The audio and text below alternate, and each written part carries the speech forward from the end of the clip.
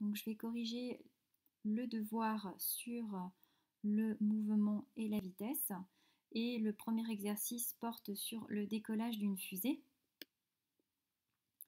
Alors on te montrait sur ta copie le décollage d'une navette spatiale. C'était une chronophotographie qui montrait le décollage de la navette spatiale. Et on se demandait mais dans quel référentiel on pouvait étudier le mouvement, c'est-à-dire le mouvement de la navette au décollage le plus simplement possible.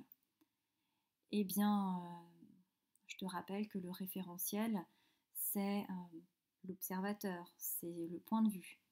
De quel point de vue est-ce qu'on peut facilement observer la navette au décollage?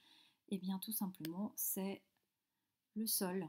Le sol permet d'étudier le mouvement de la navette au décollage. La tour de contrôle est une bonne réponse également. Ou alors tout simplement quelqu'un qui est fixé au sol et qui regarde la navette décoller. Alors, deuxième question. Les astronautes dans la navette sont-ils en mouvement dans le référentiel lié au sol? Et on te demande de justifier ta réponse. Donc oui, ils sont en mouvement par rapport au sol. Et pourquoi est-ce qu'ils sont en mouvement? Eh bien, on va utiliser la méthode qu'on a vue en classe. Pourquoi? Parce que la distance entre les astronautes et le référentiel, donc et le sol, varie au cours du temps. Est-ce que les astronautes, est-ce qu'ils sont en mouvement dans le référentiel lié à la navette? Eh bien non, ils ne sont pas au mouvement, ils sont au repos. Pourquoi? Parce que la distance entre les astronautes et la navette ne varie pas au cours du temps. Et on peut aussi rajouter que les astronautes ne tournent pas autour de la navette, donc on est bien sûr qu'ils sont au repos par rapport à la navette. Dernière question, quelle est la trajectoire de la navette lors de son décollage? Alors, d'après la chronophotographie, bien, tu peux voir que l'ensemble des positions au cours du temps, enfin, formées par la navette au cours du temps, eh bien, forme une ligne droite. Eh bien, ça veut dire que la trajectoire est une ligne droite. Et j'ai accepté le mot rectiligne puisqu'elle a été aussi travaillée avec un autre professeur de physique. Alors, deuxième exercice porte sur le calcul de la vitesse. Première question qui pour moi est une question fondamentale. On doit savoir répondre à cette question. Qu'est-ce que cela signifie quand on dit qu'une voiture roule à une vitesse de 50 km par heure? Alors si on me répond que c'est rapide, que c'est lent, que c'est ceci, que c'est cela, euh, si on me dit c'est rapide ou c'est lent, ça c'est votre point de vue. Donc c'est faux. Certains me disent ça veut dire qu'elle roule à une vitesse de 50 km par heure et vous m'écrivez km par heure en toutes lettres. C'est bien, mais vous êtes en train de recopier. Non. Qu'est-ce que ça veut dire quand on dit qu'une voiture roule à une vitesse de 50 km par heure? Eh bien, ça veut dire qu'en une heure, la voiture, elle aura parcouru 50 km. Donc que la voiture parcourt 50 km en une heure. Donc ça, c'est vraiment quelque chose pour les élèves qui ont faux à cette question. Il faut au mieux le comprendre, j'allais dire sinon au pire l'admettre et l'apprendre.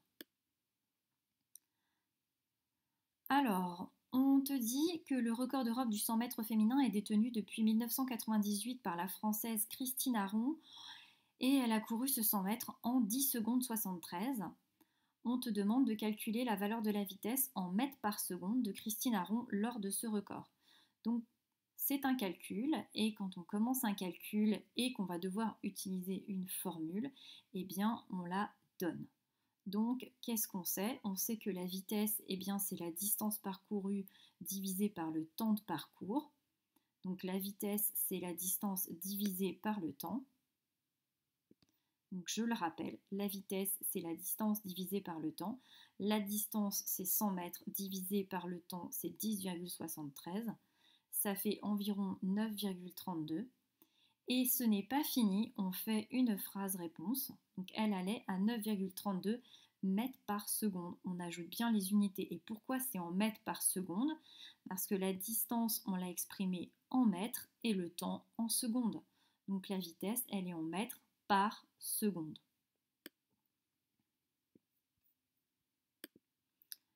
Alors, La deuxième question, calcule la valeur de la vitesse en kilomètres par heure de Christine Aron lors de ce record. Justifie bien ton calcul. Alors, on veut maintenant la vitesse en kilomètres par heure et on l'avait en mètres par seconde. Donc il va bien falloir faire un petit raisonnement mathématique. Alors, ma première méthode, eh bien, on va se baser sur ce que l'on a obtenu. On sait que sa vitesse, c'est 9,32 mètres par seconde. Qu'est-ce que ça signifie? Eh bien, ça signifie qu'en une seconde, Christine Aron, elle parcourt 9,32 mètres. C'est ce que j'ai mis. Elle parcourt 9,32 mètres en une seconde. Alors nous, on ne veut pas savoir combien elle parcourt de mètres en une seconde. On aimerait savoir combien elle parcourt de mètres en une heure.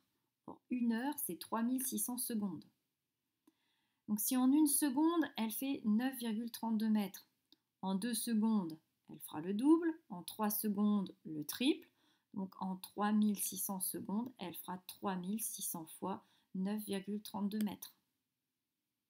C'est ce que j'ai mis ici. Donc ça, c'est de la proportionnalité. Distance et temps sont proportionnels. C'est-à-dire que si j'ai multiplié le temps par 3600, je multiplie la distance par 3600.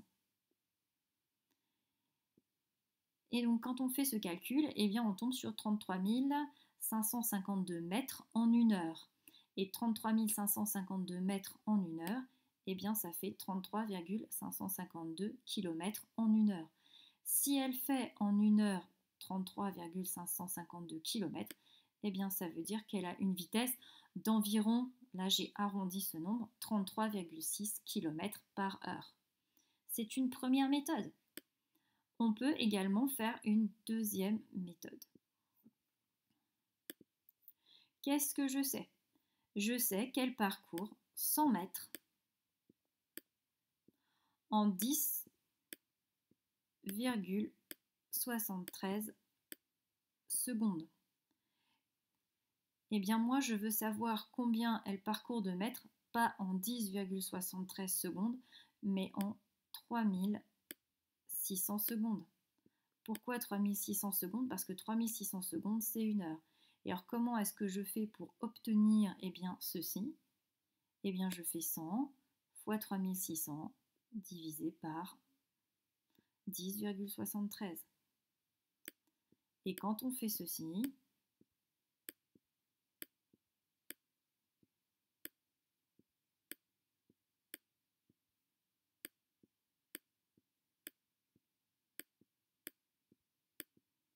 quand on fait ce calcul, eh bien, on trouve que ça fait environ 33 552.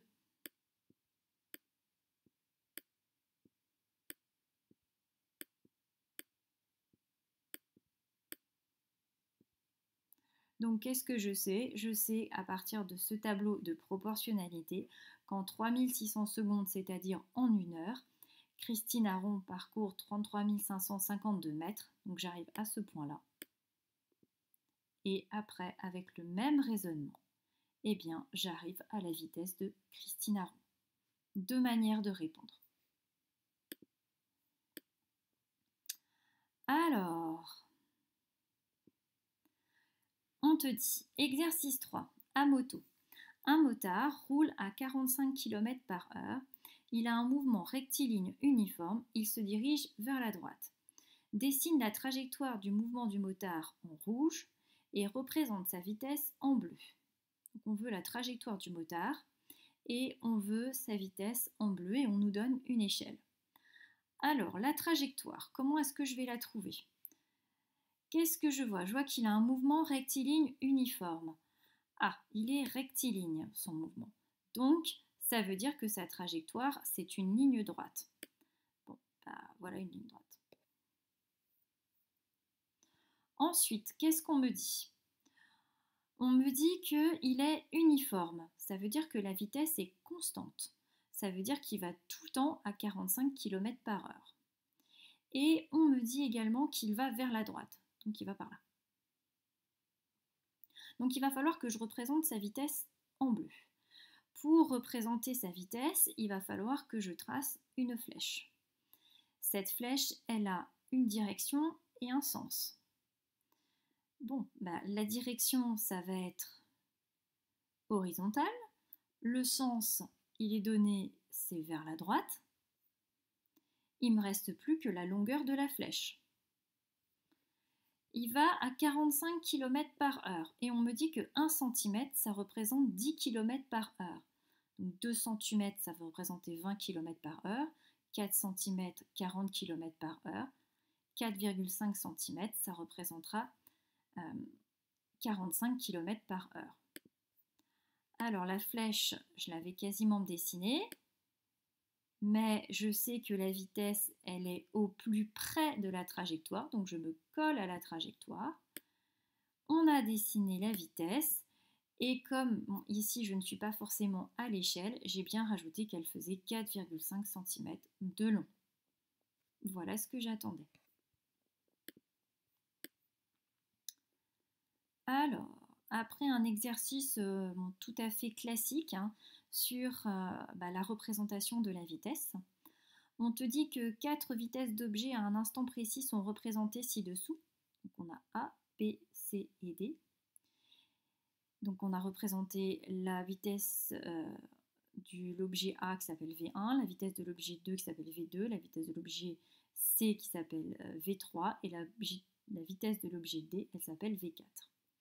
Et on nous dit que les longueurs des segments fléchés sont proportionnelles aux valeurs des vitesses. Et on les a ainsi représentées. Et on se demande à cet instant quels objets ont la même direction. Eh bien, on peut voir que A et D ont tous les deux une direction horizontale et B et C ont tous les deux une direction verticale. Donc c'est pour ça que j'ai mis B et C et A et D. B et C ont la même direction et A et D ont la même direction.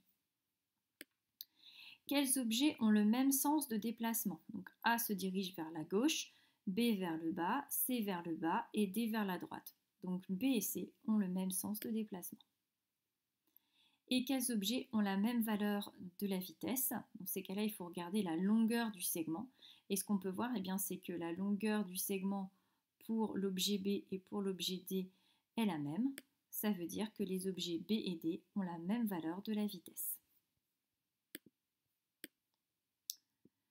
Dernier exercice, donc c'est l'exercice 5 sur la représentation graphique de la vitesse. Alors, on te montre ici la vitesse d'un cycliste en fonction du temps. Et on te pose la question, est-ce que le mouvement du cycliste est uniforme? Et on te demande de justifier ta réponse. Alors, qu'est-ce que ça veut dire si le mouvement est uniforme? Eh bien, ça veut dire que la vitesse du cycliste, elle est constante au cours du temps. Et là, qu'est-ce qu'on peut voir? Eh bien, on peut voir que plus le temps augmente, plus la vitesse augmente. À 2 secondes, il a une vitesse à peu près de 2,5 mètres par seconde. À 0 secondes, il n'avait pas de vitesse, donc il était au repos. Et puis à 4 secondes, il a une vitesse de 5 mètres par seconde. Donc non, il n'a pas toujours la même vitesse. Donc non, on a un mouvement qui est même accéléré. Pourquoi? Parce que la vitesse du cycliste augmente au cours du temps. Et on te demande, est-ce que tu peux dire quelque chose sur la trajectoire du cycliste et justifie ta réponse? Eh bien, à partir de ce graphe, on ne peut absolument rien dire sur la trajectoire du cycliste. La trajectoire du cycliste, c'est le chemin emprunté par le cycliste.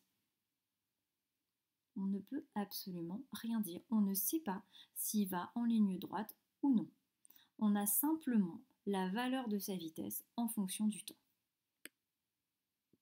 Et donc c'est ce que j'ai mis. Je ne peux rien dire de la trajectoire. Ce graphe donne juste la vitesse du cycliste en fonction du temps.